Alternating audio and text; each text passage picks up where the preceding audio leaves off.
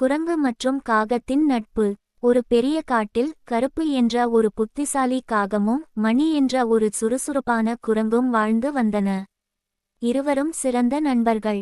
மணி மரக்கிளைகளில் ஆடி மகிழும், கருப்பு ஆகாயத்தில் பறந்து சுற்றும். ஆனால் இருவரும் தினமும் சந்தித்து பேசுவார்கள். ஒரு பெரிய பிரச்சனை. ஒரு நாள் அந்த காட்டில் கடுமையான வறட்சி ஏற்பட்டது. நதி வற்றியது, மரங்கள் உலர்ந்து போனது.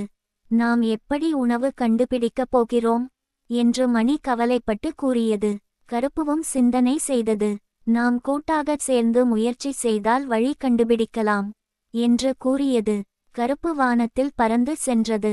ஒரு இடத்தில் ஒரு சிறிய கடலில் நிறைய பழங்கள் விழுந்து கிடப்பதை பார்த்தது. அதை பார்த்து அது உடனே மணியிடம் ஓடி வந்து, நாம் அங்கே சென்று உணவு சேகரிக்கலாம் என்று கூறியது. மணி சந்தோஷமாக, நீ உணவு இருப்பிடத்தை கண்டுபிடிக்கிறாய், நான் அதை போய் எடுத்து வருகிறேன் என்று கூறி மரத்திலிருந்து குதித்தது. மணி அதற்குரிய புத்திசாலித்தனத்தால் பழங்களை எடுத்து கருப்புவும் அதன் கூட்டத்திற்கும் பகிர்ந்தது. இருவரும் மகிழ்ச்சியுடன் பசியை தீர்த்தனர். நாம் ஒருவருக்கொருவர் உதவியதால் மட்டுமே இந்த பிரச்சனை தீர்ந்தது என்று கருப்பு கூறியது. அதற்கு பிறகு மணி மற்றும் கருப்பு ஒவ்வொரு சூழ்நிலையிலும் ஒன்றாக இருந்து ஒருவருக்கொருவர் உதவி செய்து வாழ்ந்தனர். பொருள்: உண்மையான நட்பு எந்நேரத்திலும் ஒருவருக்கொருவர் உதவி செய்யும். மேலும் இது போன்ற கதைகளுக்கு லைக் அண்ட் சப்ஸ்கிரைப் பண்ணுங்க. நன்றி, வணக்கம்.